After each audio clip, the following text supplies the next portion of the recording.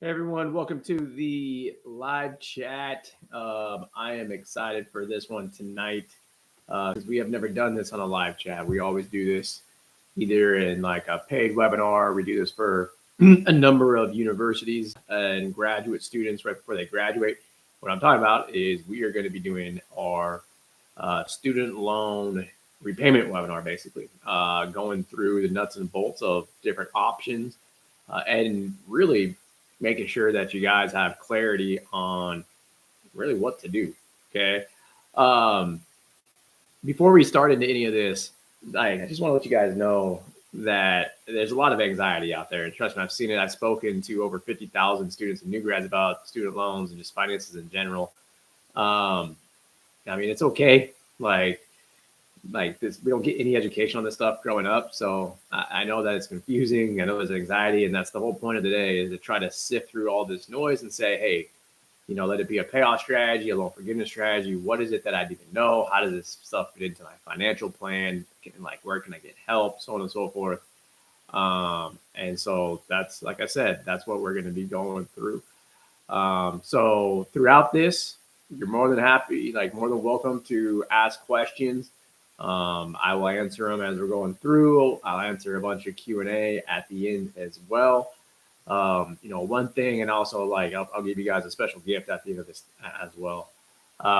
One thing, starting off the live, and I normally don't do this, and I kind of hate when other people do it in live, but I'm going to do it tonight because this is really important, and I hope that every single one of your friends get to see this as well, and also just getting this out to just the whole YouTube universe to try to help as many people as we can. And one of the things about the YouTube algorithm is that when you're on the live, if you like the live, it gets out to front of more and more people. Obviously, it helps us because it grows the channel. But again, the whole point of this is to get this in front of as many people as we can. So if you get a chance, hit the like button. So that way the algorithm starts putting it out in front of more people. And like I said, we can help people. So let's dive right into it.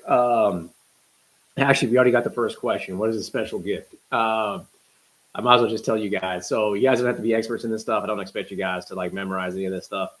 Those of you that are subscribers to the channel and see our videos, you guys know this. We help with young professionals and financial management, obviously with student loans. Our typical pricing is $18.99 a month. So what we're going to do on the live is give that to you guys for 25% off. So it's $14 a month instead. So if you guys want that, I'll put that up there right now. Like if you guys, scan the QR code, put in 25 or put in coupon code live. So if you scan the QR code, you can come to this screen. You just put in the code right here. It drops it down to $14.24 a month. If you guys want to sign up for the annual plan, just tell us after you sign up and we'll switch it. And that actually drops it down to $11 a month. As you're going in, you just sign up. After that, you build your profile. And we encourage you guys all to schedule a call with us first. So before trying to use the tools on your own. So schedule a call, but that's the gift. With that being said, let's jump into everything. I actually just got a second question. If we sign up, is it one account for married couples? Yeah, it is. It's one account. And then the other question that came in is how much in student loans you guys manage? Over $2 billion now. It's kind of ridiculous. So yeah, we manage over $2 billion for people. Okay. But let's jump into it. Okay. So when you are looking at federal student loans, because that's primarily what we're going to be talking about. I'll touch on private loans a little bit, but federal is the big deal because that's where all the confusion comes in. You have typically two different repayment strategies. Okay. So repayment plans, there's 12 different options right now with the new stuff coming out from the GOP a few days ago. That might become law. So there's a lot of noise all over the place.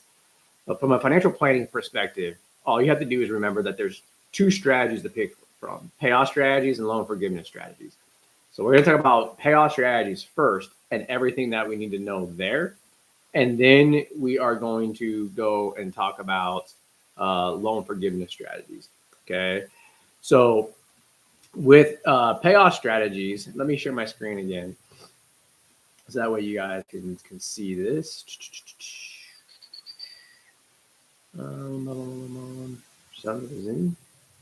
Here it is right here. All right. So on this screen, you will see a number of different loans. In this example, this person has 8 different loans. They add up to $153,000. Okay. On a payoff strategy, the first thing you need to know is what is my required payment. Okay. So down here, you will see that the required payment is $1,755. What does that mean? I have to pay that every month. I have no choice. Okay. Now, the thing that's unique about student loan debt is you can see that each one of these loans has a required payment on it. The summation of that is this $1,755.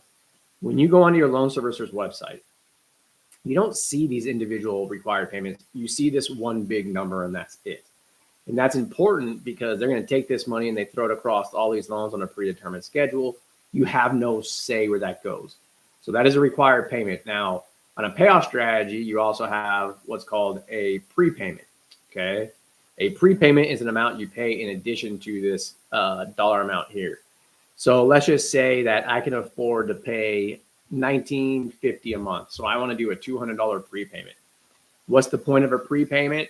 Like, as you can see here, in my example, I would save about $11,000 and shave about 2.5 years off the loan. Okay. So the whole point of a prepayment is to save money. Now, the cool thing about a prepayment though, and this is where it differs from a required payment. Remember when I told you guys with a required payment, I have no say where that money goes. So this is just going to get thrown across all these loans. On the prepayment, I can control it. So like in this example, I have a 7.9% loan. So with my $200 prepayment, I can throw it at this loan and pay this one off faster. Okay. If you're trying to save the most money with your prepayment, you're trying to target the high interest rate loan as fast as possible and as much as possible. Okay.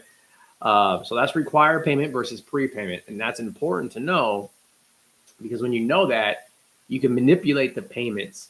So that way you can reduce your required payment and pay these off faster and save money faster. And what do I mean by that? I'm going to show you guys one example. Like right now, the government allows us to extend the loans out to 25 years.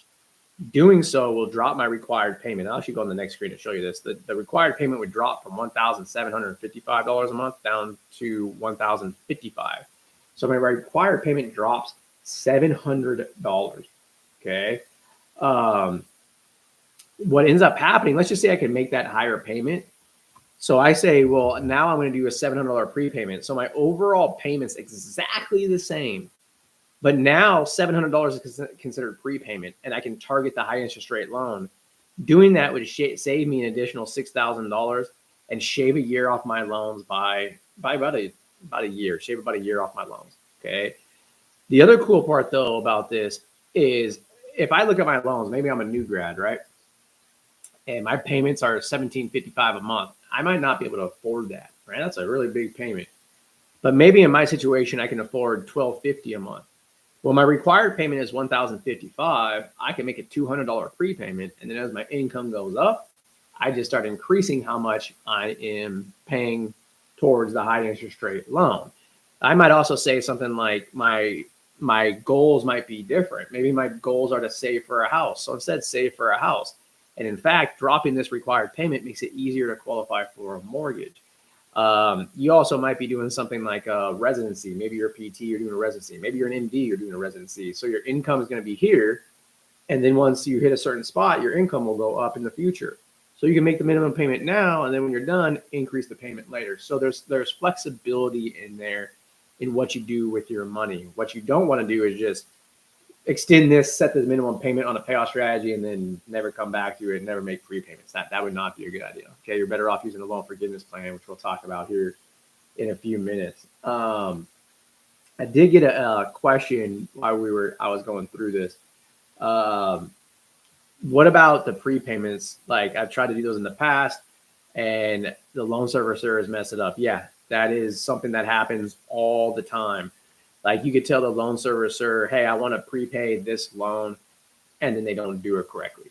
So how do you reduce the probability that they make that error? There's no way to completely eliminate it, but how do you reduce that?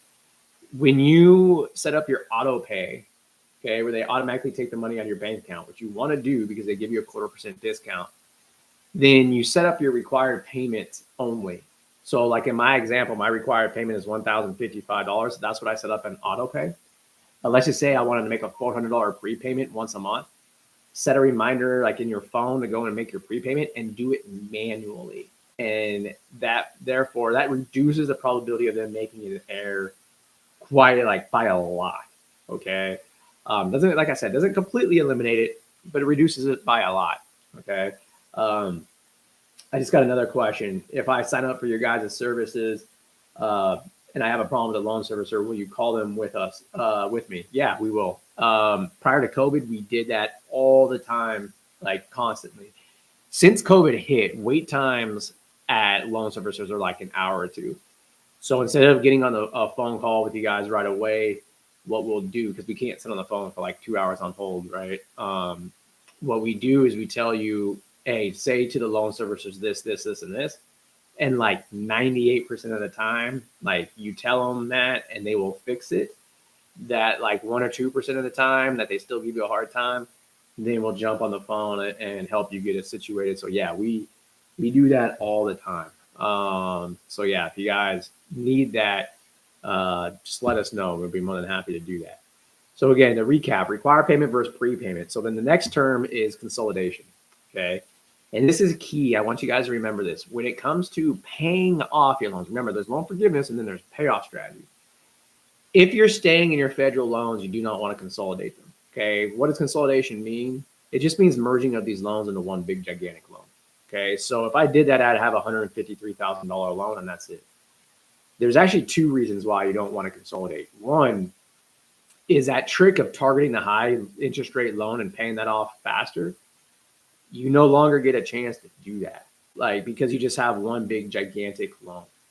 Okay. So now you can't target loans. The other reason is because you never know. There might be a new student loan plan that comes out in the future that is a benefit to you. Like one of the new ones that's potentially coming out may be a major benefit to people that are paying off their loans. Okay. You may want to switch to that. Well, there may be a situation that in order to switch to that, you need to consolidate your loan. So if you already consolidated, you can't do it at that point. So try to leave them unconsolidated if you are paying off your student loans and you're trying to pay them off aggressively. I did get another question while I was talking. And again, if you guys have questions, put this in the chat box. I could see it. I also have some stuff up on Facebook, so that's why I'm going back and forth between two different systems here. But the question that we got was, you said that you're targeting the high interest rate loan. What if I want to target the low balance loan? So for example, I have this one down here, $5,000. Okay. Either strategy is okay. I'm okay with either one. What's the difference? This high interest rate one will always save you the most money. Okay. Targeting that loan. It will always save you the most money, no matter what you do. And that's not just with student loans. Like if you have like a 9% car loan and you're paying that one off first, that will always save you the most money. Okay. Why am I okay then with the low balance one? Because that's more of a behavioral type of thing where the statistics show like the faster you achieve a financial goal, the better, like the more like likelihood you're to keep going with it. And so if you have a small balance loan and you're going to get that feel good feeling of, yes, I paid one off and it's going to motivate you to keep going, do that. Okay. I have nothing wrong with that. If it costs you a little bit of extra money, I don't really care. Like I'd rather have you actually execute your financial plan because that's the thing that's the most important is the execution. Okay. Now, if you do want to target this 20,000, maybe it's going to take you like 2 years to pay off your high interest rate loan. Just break it down, target smaller amounts. Be like, hey, in the next 2 months, 3 months, I'm trying to pay off $3,000 of this loan, and that's your goal. Okay, like just always break it down in the shorter time period. Like I'll give you an example as a business. Like when we're building stuff out, we break it out into 2-week chunks of goals because it allows you to accomplish stuff faster. So, but yeah, good question on that. So. We've touched on required payment, prepayment, touched on consolidation. The big one I want to touch on right now next is refinancing. Now, refinancing is just replacing one loan with another loan. The primary reason people do it is to save money because you get a lower interest rate. Okay.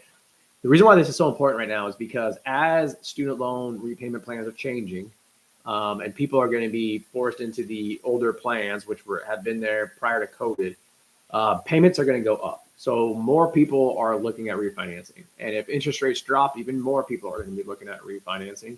And if you have a private loan already, like 99% of the time, you're going to refinance. So private loans are easy. You're going to refinance them. Federal loans, not so easy, because you go from a federal loan to a private loan.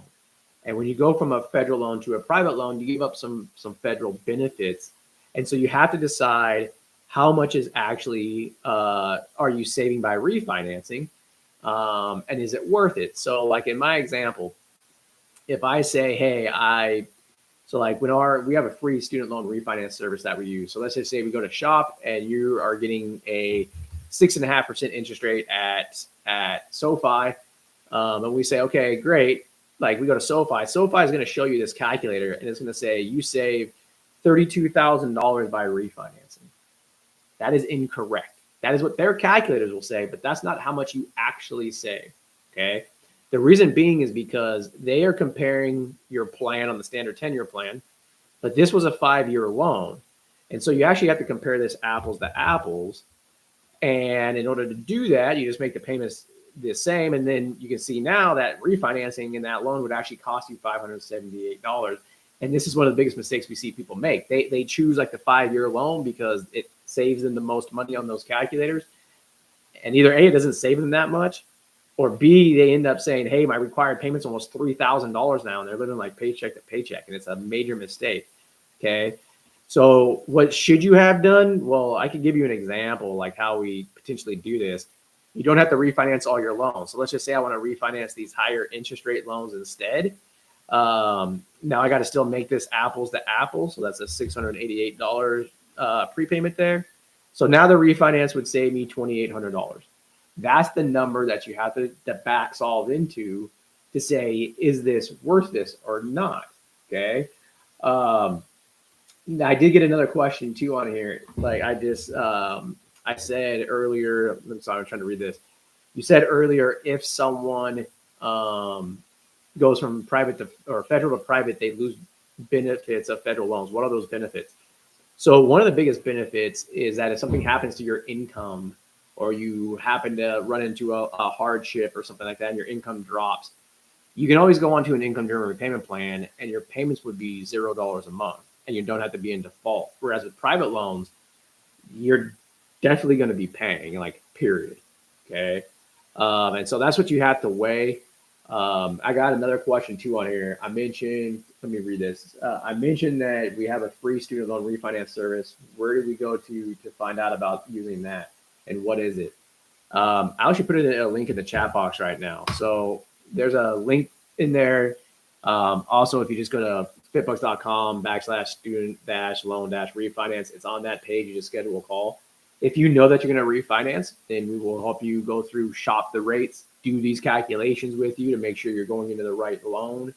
And so we help you shop the rate. Now, if you want to say, hey, how does this fit into my bigger financial plan? That's where we use our memberships to build out the bigger financial plan around this. So that's a good question. I got another question too. How many people actually refinance their student loans that use FitBUX? It's actually only about 10 to 20%. Okay. Now that's been biased down recently because of COVID and interest rates rising. A lot of that has actually been private loans recently. More frequently, we're now starting to get more federal loans being refinanced.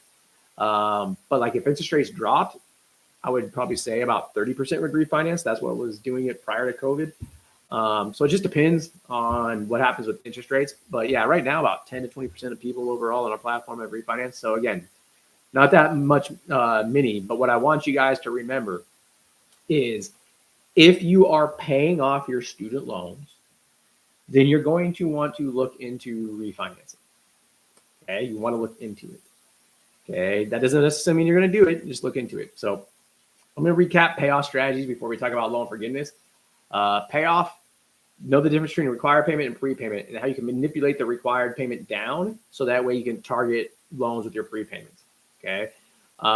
Then also know about consolidation. Like if you're paying off your loans, you probably don't want to consolidate, but refinancing is different than consolidation. If you're paying off your loans, look into refinancing. Okay.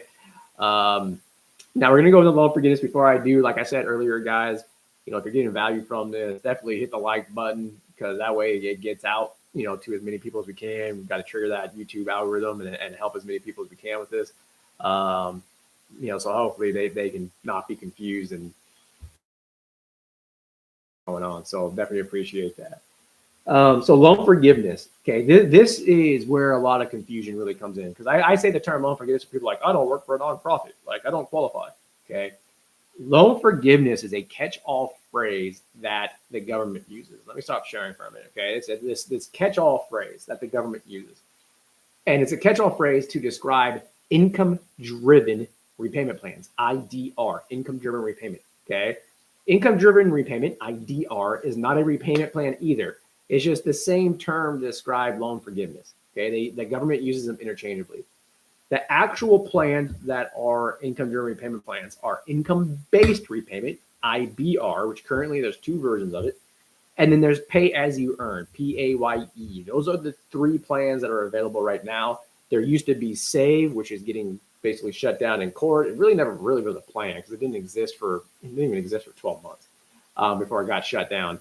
And then there's ICR, which most of you listening to this, actually probably like 98% of you watching this, ICR doesn't even apply to you. So I'm not going to talk about that. And so we're talking about IBR, the two forms of IBR, and pay as you earn. And even the new one that the GOP is thinking about rolling out is very similar to those in the mathematics and mechanics of what you need to know and how they work. So I'm going to touch on that. And then we'll also touch on public service loan forgiveness too, because public service loan forgiveness is a feature of these plans. Okay. So let's dive into this. I'll share my screen again. Let me bring this up. Okay, so the way these work, income-driven repayment plans, is your payments are based as a percentage of your income. So let's just say my payments are $400 a month. In my example, where I have 153 grand, my interest payment is going to be like $800 a month.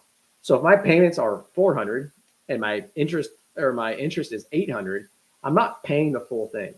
So as of right now, the way these plans work is that interest gets added on to my loan balance, and my balance will continue to increase.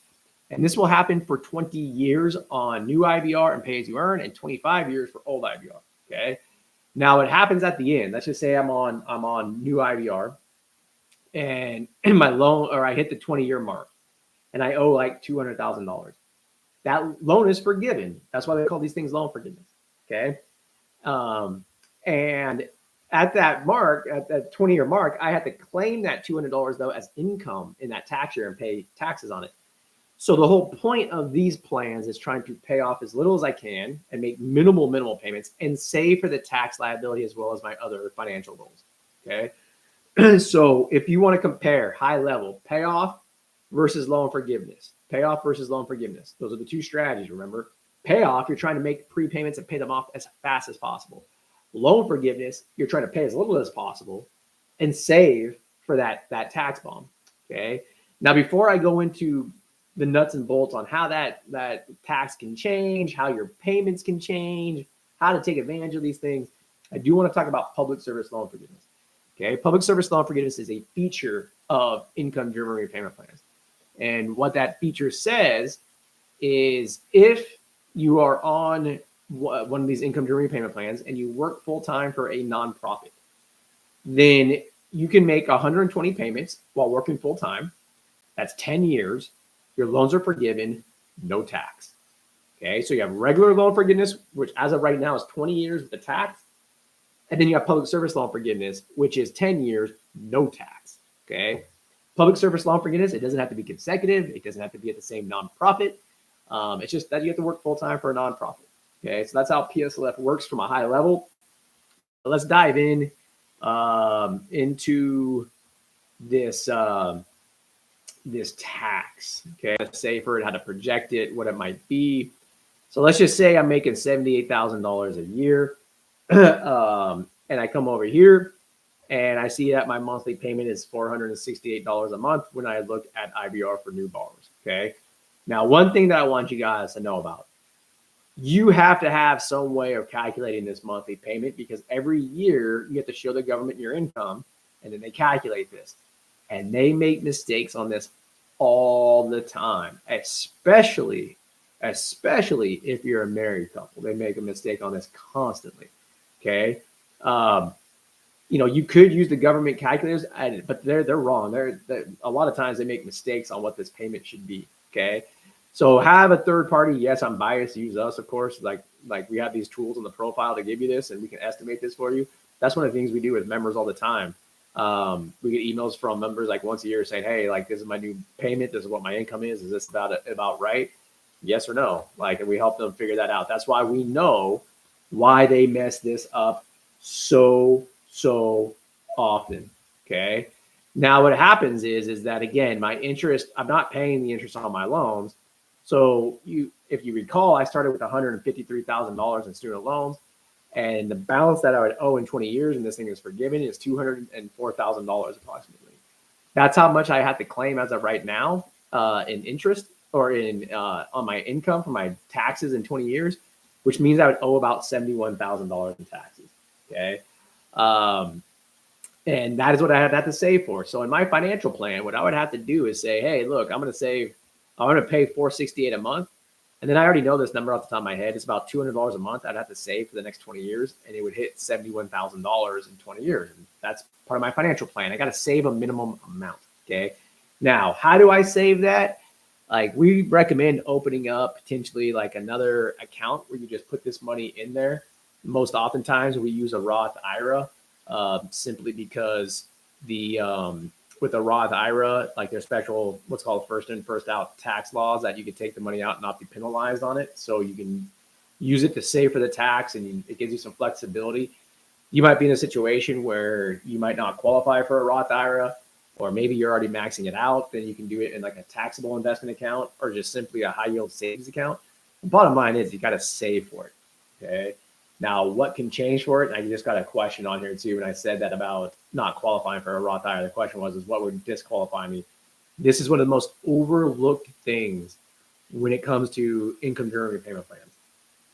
When you are married on one of these plans, this monthly payment right here, this $468 a month, it is going to be based on how you file your taxes. If you file your taxes jointly, and then it's based on your dual incomes and dual federal student loan debts with your spouse. If you're separate and you file your taxes separately, then it's only based on your income. And so depending on the situation, it may make sense for you to file separately. I mean, I just saw a couple, I just helped them this morning. The difference was like $1,200 a month that they would be saving. So it's almost like 15 grand a year that they'll be saving by filing separately. And so the error that people make is that when you do that, you can no longer contribute directly to a Roth IRA. Okay. You could do what's called a backdoor Roth IRA. But then even at that, you might fall victim to what's called the pro rata tax rule. And so every like March and April, that's like FitBUX members, people that are new members, that's like the number one reason why they're signing up to get help from us, because they got a knock on the door from the IRS saying that they owed, and they're like, we didn't even know that about the Roth IRA. We've been contributing. What can we do, and what can we fix this, and how do we fix this? Okay. So yeah, that's the big thing when you're on these, is filing separately versus jointly. Like, what do you do with that? Like, which one do you choose? Some of you will fall into a community state as well. So something like California is a community state, and the way they treat tax is a little bit different too. So it can really affect you on that. And yeah, we got the question on here as part of the service. Can you help us determine if I should file separately or not? Yeah, absolutely. We do that all the time. The next question we got on that too is like, we actually got a lot of questions about this on IDR. Do you help us track what the tax bond will be? Yeah, that's one of the services that we have, is where we tell you this is the estimate. Are you saving enough? Another question that we go through on here too is like, do you help us invest for the tax bond? Yeah, if you want us to help you with that investments, your Roth IRAs, your investment accounts, we have those services too if you guys want those. We always hope that you guys invest on your own, because that's the cheapest, and that means that you're like really into the finances. We understand that most people, you didn't go to school, for example, to be a financial expert. So if you guys want help on that, absolutely, we could do that for you. Okay. I got one more question on here too. Can you review the difference between IDR and pay as you earn? Yeah, absolutely, I can. IDR for old borrowers, that's the key right here, is this one's IDR for old borrowers. Okay. this is if you had loans prior to 2014 outstanding, is 25 years versus 20 years. Okay. You can also see that the payment's higher because it's 15% of your AGI versus 10%. And so it's a little bit different. Okay. IBR for new borrowers and pay as you earn, they're exactly the same thing. Okay. So a lot of you, if you qualify for IBR for new borrowers and pay as you earn, they're the exact same program. Okay. I did get another question on here too. Like, do we simply look at the cost to make the decision on what to do, like payoff versus loan forgiveness? The answer is no. Okay. Because you're again going apples to oranges. Like you can see here that this income to repayment plan is 20 years, but paying off your loans, if you do it aggressively, you might have it gone in 8 years. And so you have all that time to save money. And in fact, this is a demo profile. I actually think I already have this built. So this shows actually like a payoff strategy versus a loan forgiveness strategy, where on this one, I'm trying to pay off my loans ASAP, and then I save afterwards. And this is a loan forgiveness strategy on IBR. And I'll pull this up so that way you guys can see this.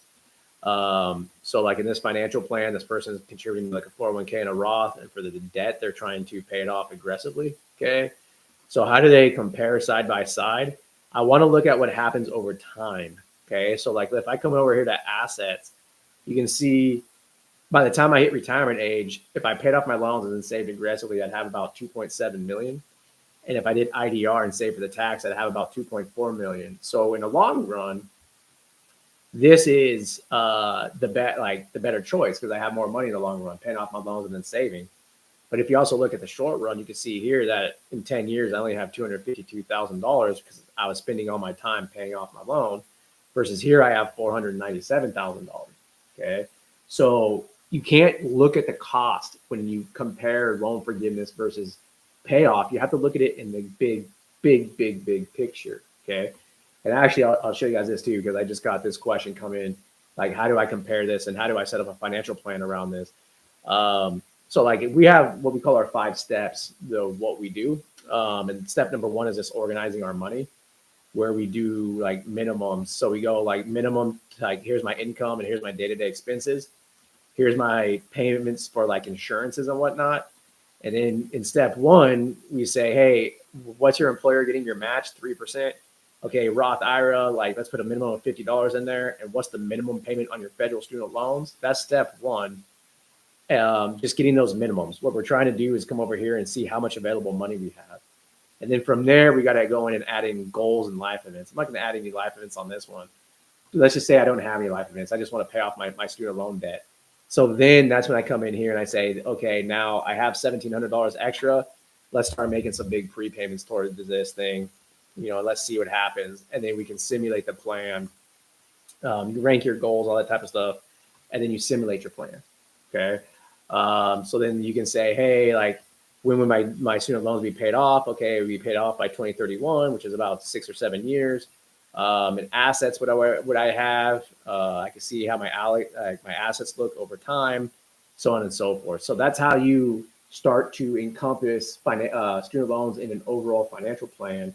And like I said, the key to that question is, do I compare costs? No, I don't like costs. That's money going out of my pocket. I want to see how much money is coming into my pocket over time so I can make this apples to apples. Okay.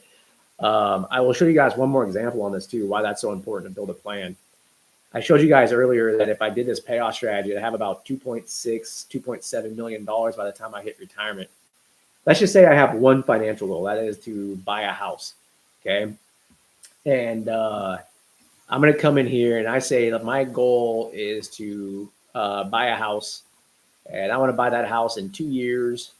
It's going to be $400,000, and I need to save $40,000 for a down payment on it. Okay. And that's what I'm going to do. So I'm going to come in here and I'm going to simulate this plan. Now I'm going to come in here and I'm going to say, hey, when do I hit my goals?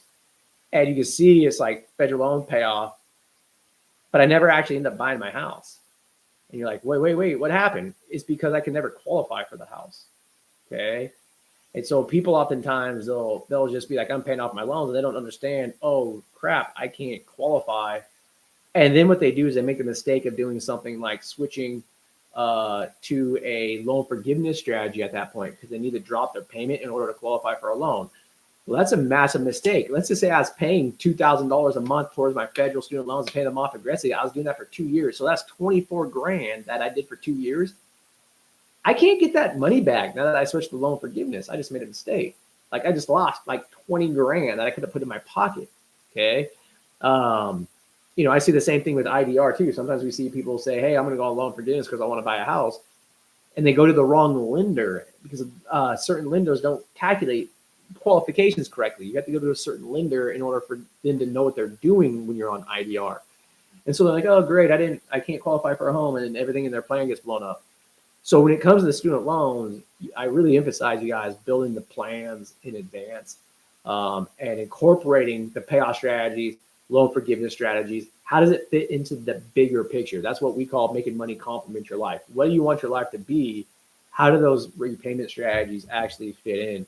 I got another question too. Can you put the QR code up for the gift? Yeah, if you guys are joined us late, for everybody on the live, we're giving you guys a special gift. It's 25% off of our financial management and financial planning services that include all the student loan stuff that we go through today. And so if you guys want that, let me put that up. Here's the QR code for that. Just scan it. When you guys get to the screen, it's going to look like this. Just put in the code LIVE, LIVE. It will drop the per month price down to, I think it's $14.24. If you guys want the annual plan, after you sign up and you talk to your FitBUX expert on the phone, just tell them, hey, I want to switch to the annual plan. That monthly price actually drops to like $11 a month. What is the actual process? That's a question we just got. What's the process? How do I get a call? Like, how do I get a phone call scheduled? When you sign up, you're going to be directed to a profile building page. You build your profile. So your income, your expenses, your debts, all that stuff go in there. By the way, if you try to link your federal student loans, they can't because the government doesn't let us link them anymore. They stopped doing that back in like August of last year. So if you want to, you can send us your loans and we'll input them into the profile. And then once you hit your dashboard, let me switch back over to the demo profile. Once you hit your dashboard, there's a little phone icon up here. You just click that and you jump onto our calendars and schedule a call. And you can use the technology, the financial plan building technology on your own. You're more than welcome to do that. But this stuff can get complicated. We want to make sure that your answers your questions are answered. So we highly encourage each one of you to always schedule a call first before trying to use the tools on your own. So that way we can help you build out your plans and answer your questions, get you the right products you need, let it be the student loan product, the investment products, mortgage products, insurance products. We can point you to the right direction. And again, you guys asked too earlier about the student loan refinance stuff. It's also in the description of the live. I put a link in the description. We have a free student loan refinance service where we help you shop. So if you guys want to do that, that's available to you as well. So let's dive into the questions because that's what I wanted to touch on primarily in regards to student loans, understanding the difference between payoff strategies and loan forgiveness strategies. And I will recap that one more time. Payoff strategies, you're trying to pay them off as fast as you can. Loan forgiveness, you're trying to pay as little as you can, save for the tax. Okay, that is the key there. Then from there, payoff strategies, you need to know what's a required payment versus a free payment. Okay. How do I reduce my required payment so I free up more cash to target specific loans so you can save some more money, have some budget flexibility that way. Don't consolidate if you're in your federal loans because then you can't target loans. And then if you're going to repay them and pay them off, look into refinancing. Okay, so that's payoff strategies. Loan forgiveness strategies. Again, you want to pay as little as you can, save for the tax bomb, save for your other financial goals. But make sure that you're on it because every single year you have to certify your income. You have to make sure that your payment is done correctly because we see that mistake all the time. If you're married, every year you basically have to decide, do I file taxes separately versus jointly? How much do I need to save for that tax bomb? How do I save for it? Those are the questions that you need answered if you're going on that route. And again, like I said, if you guys need help with any of that, just let us know. We'll be more than happy to help you guys. Okay.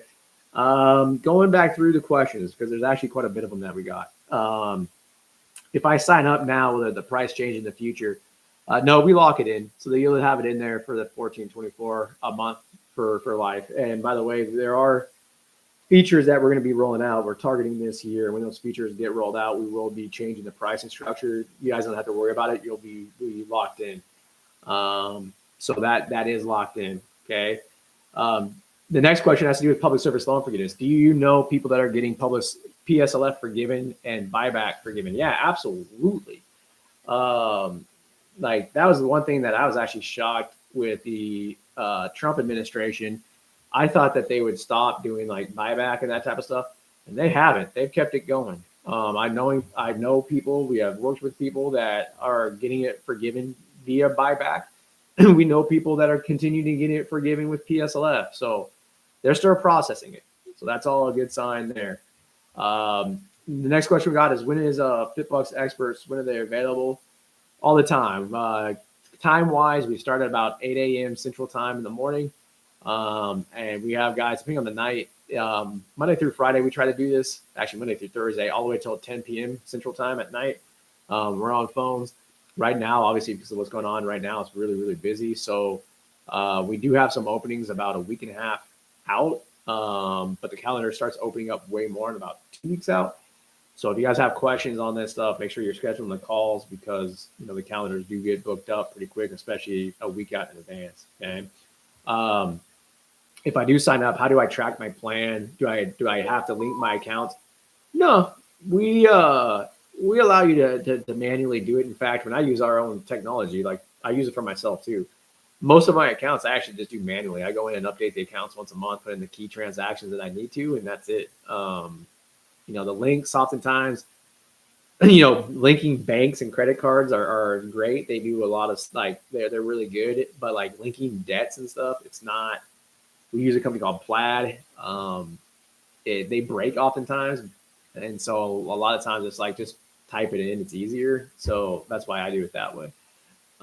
We're also adding in a new service too. I'm hoping this will be ready in about 3 months from now, is where you can actually upload your documents like a PDF statement and stuff, and we can actually use AI to extract the data and actually populate your profile for you. So that's coming soon, hopefully. What if, when it comes to student loans, what if I have other items like credit cards, mortgages, and like I'm worried about investing in like my 401k? Can we factor that into the plans as well? Yeah, absolutely. I highly encourage. That's also why I was telling you guys earlier, maybe you want to pay off your student loans aggressively, but you do have something like credit cards. You can manipulate the required payment to be lower, and then use that freed up money to pay off the credit cards instead of paying off your debt or your student loans. And then once your credit cards are done, go and pay off your student loans. And actually, the big debt that we're seeing right now is car loans with new grads. A lot of new grads we see are getting 8, 9, 10, 11, 12% car loans. So a lot of people are saying, I don't want to pay off my student loans aggressively right now. I'd rather pay off my car loan aggressively. Again, that's where you can drop that required payment on your student loans to go out and get pay off the car loans first. This is also like when we work with people like for financial management, that's one of the things we do constantly too, is look at like interest rates and help you make that decision. So, we have a lot of people that have like 3% mortgages and 3% car loans and 3%, 4% student loans, and they were paying things off aggressively. And then interest rates just went up to like 4.5%, 5%, where you can get that money in the bank. It's like, look, switch your plan. Like, just put that money in the bank now, and then just save the money, like, because you're actually earning more in the bank than what's being charged. Same thing, vice versa. You might be saying, hey, look, I want to aggressively pay off my loans, and maybe you have a 7% loan. And let's just say interest rates on cars drop down to like 4%. You need to buy a new car. Well, instead of using like a 5-year car loan, you can use a 10-year car loan and have that as a lower required payment. So that way you can free up money to pay off your student loans faster. So that's why, like, when people say, hey, I'm trying to make the decision on which student loan plan to go on, and I'm looking at cost, I cringe when I hear that. It's like, no. You don't just look at cost. Look at the big picture. How does this fit into everything, and how can you manipulate these things to complement your life? Okay. Do we have a referral bonus for friends? Yeah, absolutely we do. If you guys sign up and you want that, just ask us, and we can give you guys the referral information on how to do that. Actually, that's how we're growing. I mean, like I said, total on our platform between assets and debt, we manage about 2.9 billion now. Over 2 billion of that is just student loans alone. That's all been like word of mouth mostly. So, we love when you guys refer friends. So yeah, definitely, if you guys get a chance to do that. Can I invest with FitBUX for the IDR tax bomb and other investments? Yeah. Like I said, we have an AI that looks at your overall assets, and we say, hey, this is how we should have this allocated, and then we can do it for you. So yeah, we can help you with that and answer any of your questions. Does that mean that you have to have it invested with us? No, like we just do that so that way if people want it like an automated system, we can do that. But if you want help with your 401k, or you have an investment at Fidelity and you want someone to take a look at it, yeah, we'll take a look at it. We do that. I just got off the phone today setting up like 3 or 4 401ks for people and telling them what to go into. One person had a solo 401k at Fidelity that I helped set that up today. So, whatever you guys want, if you guys want to do more hands-on and do it at Fidelity or something like that, great. If you guys want it more automated and have us doing it, that's fine too. Let's see the next one. Do you help if we have problems with refinance lenders? Yeah, that's part of our refinance service. We have connections. Like when we say that we have partners at like Splash and SoFi and Laurel Road, we have connections into most of those companies that we are able to go out and help you guys make sure that you get answers and make sure that you're doing the right thing with the lenders. So we don't work for the lenders, we work for you. So we're making sure that they are doing the right thing. Okay. So yeah, we'll help you with those problems. Absolutely. What is the IDR married filing separate service? That we haven't rolled out yet. And I don't know if we're going to or not, like, cause we didn't know what was going to happen with, all these lawsuits and stuff. So we turned our engineering focus on building out generative AI for financial planning. So I'm not supposed to talk about it because I don't know when it's coming out, but I get so excited about it. I'm going to talk about it anyways. Like we're going to roll out a technology where it's basically like ChatGPT, but for personal finances. And we're hoping to have the first version of it out in the next like 3 to 6 months. And like, I had a comment from a friend of mine. They're like, we saw your live the other day. Your eyes look like you have some black and blue bags underneath them. I'm like, yeah, I'm like working on this shit for like 19 hours a day right now. Like, because I want to get it out. It's going to be really cool. But that IDR married filing separately service, what that is that there's a loophole in the tax law that you can file separately, and then in future years you can go back and amend old tax returns and actually get a tax refund. I don't want to go too much into details on that on the live just because it's a very specialized type of case, but we were going to build the technology around that. We still might. Like we're partnering with an accounting firm to do that. And so I'm talking with them again this month to see like if they can start their engineers to code that. So we'll see what happens there. So stay tuned. If I have both private and federal loans, can I just refinance the private loans? Yeah, absolutely. That's something that you should be doing. Does IDR and loan forgiveness include all streams of income? Yes, it's based on whatever you have on your adjusted gross income line item of your tax return, which I think is line like number 11. So whatever numbers in that box, whatever flows there in terms of your income, it's there. So dividends, interest, 1099, side hustle work, whatever it is based on all of that. Can we cancel the subscription at any time? Yeah, there's no long-term contract, so you can cancel it whenever you guys want to. When we sign up, do we get someone like you to help us through the process? Yeah, we're all either CFPs, graduates with financial planning degrees, CFA charter holders. That was the next question we got. Do you ever jump on phone calls? Yeah, I still do. Not as often right now, simply because I'm so knee deep in building some of this new technology and making sure that our engineers have the right stuff that I'm like working on that constantly all day. But I still do jump on calls every once in a while, just depending on where we're at with technology builds and that type of stuff. Sometimes I jump on more, sometimes I jump on less, but all of our guys here are experts. So they can all help you guys as well. Does the technology incorporate each student loan at all the different interest rates? It can, if you want to put it in there. Like we could put in each interest rate. So like I had 8 different loans on mine. You can do that. Some people just put an estimate so they can get an idea. If you don't want to go through and actually input every single student loan you have, because like I said, federal student loans don't let us link anymore. We have a lot of people just send us their their student loans. You could just send us your student loans. Like you can email them to us at info@fitbux.com, or on our profiles now, you can upload. We have a document storage place, like a secured vault, where we tell everybody put screenshots of your student loans, like websites on there, especially on student loans, because the government can change stuff all the time. Put like your mortgage docs in there, your car loan docs in there, so you have a secured place. So you can upload the student loans there and let us know that they're there, and then we can go in and input them onto your profile for you. So that way, when you schedule your call, all the tools work, and you can do like, hey, what happens if I pay off my highest rate loans aggressively? So yeah, we can put all the details in there. So then the next question is, does the technology factor in inflation? So yeah, absolutely. Absolutely does. It also factors in cost of living. It factors in, I mean, we input about 2,000 different data points into those projections that you guys see. So yeah, we definitely factor in inflation. That's for damn sure, especially after the last few years. Should I prepay interest or principal first if I'm on a payoff strategy? That's actually a good question. So by law, whenever you have a loan, you have to pay the interest first. You don't have a choice. And so that's important to understand, because I oftentimes get the next follow-up question to that being, how often should I make my prepayments? Interest is accrued daily. So what that means is the faster you can make prepayments, the more money you're going to save in the long run, because the more often you do it, the more that's actually going towards principal. Because like if you do it, say you do it every 2 days, there's not as much interest that's accrued. Whereas if you wait for 30 days, more interest accrues. So the faster you do it, the faster you actually end up paying off your loans.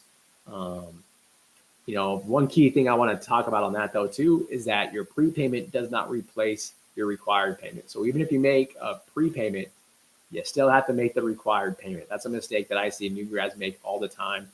What I mean by that, in my example, like if my required payment is $1,000 a month and I paid a $500 prepayment, that doesn't mean that I only owe $500 on my required payment. I still owe $1,000 on my required payment. The prepayment is in addition to their required payment. So don't make that mistake. Okay. Next question is once I consolidate, can I get out of it? No, you cannot. You consolidate your loans, you're in it for life. Okay. That leads actually to the next question we got. If I refinance and do a private loan, can I go back to a federal loan? No. That's actually one of the biggest mistakes we see too. I get on the phone call with people all the time, and this is I cringe because people always ask me, when should I get help from you guys? As soon as possible, because this is the mistake that we always see people make. They'll be like, yeah, I was waiting to schedule a call with you guys because I was refinancing my student loans, but now that that's done, I'm ready to build a financial plan. And we go, okay, let's look at your student loans. Like, I want to go on loan forgiveness. I work for a nonprofit. It's like, you can't. You just refinanced your loans. Loan forgiveness only applies to federal loans. Once you're out of your federal loans and you go private, you can't go loan forgiveness anymore. Okay, that's one of the benefits that we had talked about earlier. So yeah, before you take action on those, make sure that you know exactly what those rules are. So yeah, you can't go from private back to federal. Okay. Does married filing separate versus jointly make a difference on IDR? Sometimes yes, sometimes no. Okay. In general, I'll give you guys a generality here. If I have student loan debt and I'm on an income-driven repayment plan, and my spouse has a decent amount of income, like similar income to me, maybe even more income than me, and my spouse has no federal student loan debt, it's going to make a drastic difference in what that monthly payment is. If my spouse has similar student loan debt that I have, it doesn't make that big of a difference. Most of the time, you're going to be filing jointly. Okay, so that's typically what we see. That's like a general rule of thumb. The next question that we got on that was, let me take a look at this. Does it make sense for me to go loan forgiveness and my spouse to do payoff strategies? Very seldom does it make sense to mix and match. And I'll give you an example when, but let me explain the reason why it's very seldom. Like if your spouse is doing a payoff strategy, most of the time you want to do a payoff strategy. Okay. If they're doing loan forgiveness, you want to do loan forgiveness. Okay. You want to do it together, because if one does, like if I pay off my loans and then you're on loan forgiveness, now all of a sudden we got the headache of filing separately versus jointly, because if you file jointly, your monthly payment is going to go up and you might actually end up costing yourself a ton of money. So it can get a headache. So most of the time, you're going to want to do the same deal, same repayment plan. There's two specific strategies that often come up in our situations that we see where it does make sense. One is when you're on public service loan forgiveness. So one spouse is on public service loan forgiveness, the other one's not. Since one spouse is going to get their loans in 10 years, oftentimes we say, hey, it makes sense for the other spouse to actually try to pay off their loans in 10 years. So both of you are done in 10 years. So that's one situation. Another often situation that we get in is when we have a couple that are doing family planning and they know that when we have children, one of us are going to stay at home full time or at least part time. And because of that, like one of them can pay off their student loans and the other one can be on loan forgiveness, and it's not going to matter because the payments are going to be lower because only one person is working anyways. But that's even very seldom on that too, because sometimes it still makes sense for both of you just to be on loan forgiveness. If both of you have loans and one of you stays home, your payments are still going to be really low. And so those sometimes happen, but most of the time we see it when one spouse is at a nonprofit and the other one's not. That's typically when we see two different plans into account. How often can I switch federal plans? Like, can I go from an income driven repayment plan to payoff strategies and back and forth? Yes, you can if you want to. The government might be changing that soon, but right now you can. Now, does that mean you should? No. There's not really any reason to, because even if I'm on a loan forgiveness plan and I do decide, hey, I want to pay off my loans aggressively, start making prepayments. Like, you don't have to switch your plan. So there's very few times you need to switch plans. Typically when we see it is when somebody's on a payoff strategy and something happens to their job. Like, I was just talking to a physical therapist today. He was paying off his loans aggressively and he just got laid off. Okay. Shit happens, right? So if you get laid off and your payment and your income goes to zero, you can switch to a loan forgiveness strategy, an IDR strategy, and your required payments are zero and you're not considered in default. Okay. So that's a big thing of when to potentially switch. But yeah, most of the time you don't need to. So I answered that one. Is PSLF only for nonprofits? Yeah. Public service loan forgiveness is. Now there's other not as popular forgiveness programs that you don't see as much. There's like teachers loan forgiveness, which is actually really popular among teachers. I shouldn't say it's not popular. That one is. But there's other ones too. Like if you work in rural areas, there's some different loan forgiveness plans out there. Like if you work at certain places like Indian Health Services has stuff where you can get lump sums paid off.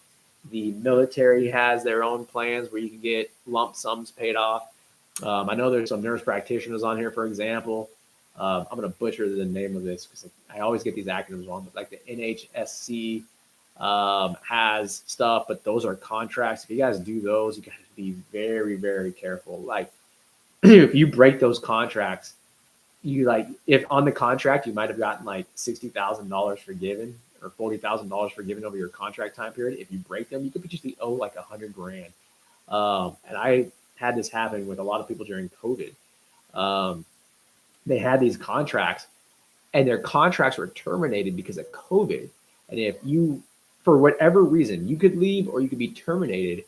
If that happens and you're on one of those contracts, you only have like a month to work in a similar position, where when COVID hit, they couldn't find jobs. So we saw NPs and a couple other professions get slapped with like $100,000 penalties on their student loans. It was brutal. So if you do those types of contracts, I'd be very careful on what you're getting yourself into and know what you're getting yourself into. And again, if you guys need help on that stuff, just let us know. We know what the contracts are. So just let us know. Can I track with FitBUX and get strategies for both mine and my spouse's finances? Yeah. If you guys are married, again, that coupon code it's one account. So you don't have to pay twice. So that's what we do for married couples, which actually leads me to the next question I got. Do you recommend if I'm married, having our accounts separate or jointly? Like your personal accounts, we don't care how you guys hold them. Like if you have separate bank accounts, all that type of stuff. When we build a financial plan and look at a financial management strategy for a married couple, we look at everything as a whole, period. Like if you want to bifurcate, like if you have checking accounts and you have $10,000 in yours and $15,000 in your spouse's, we say you got $25,000 in a checking account. Is that enough for an emergency fund? Like that's how we look at it. If you want to keep them separate, that's up to you. But we have to look at it as a whole because that's the way we do that with financial management strategies. So you can make, if you look at it from a financial management standpoint, if you look at things separate, you can make major mistakes. Okay. So that was all the questions that we got. Like I said, if you guys want to sign up, there's the coupon code for you guys. It's a special that we are giving out for people that are on the live chat. So hopefully every single one of you come in and get help. Like I said, that's our technology. Instead of having to spend $3,000 for financial planners, it's $14.24 a month. If you sign up for the annual one, it's even less than that. It's like $11 a month with a special. So if you guys want to switch to the annual one, when you talk to your FitBUX expert on the phone, just let us know. We'll switch it and still apply the coupon code for you. That's all the questions we got. I want to thank you guys for jumping on and joining tonight. Hope you guys enjoyed it. Deeper dive. Some of this stuff might be changing based on some of the GLP stuff that came out recently. We'll see if it does change, but that's what you got to know for now. And even if it does change, a lot of the principles of what we talked about tonight are going to apply to those loans as well. It's just the mathematics are going to be a little bit different. And that's it. So thank you guys as always. We will see you guys soon. And yeah, you guys have a good night.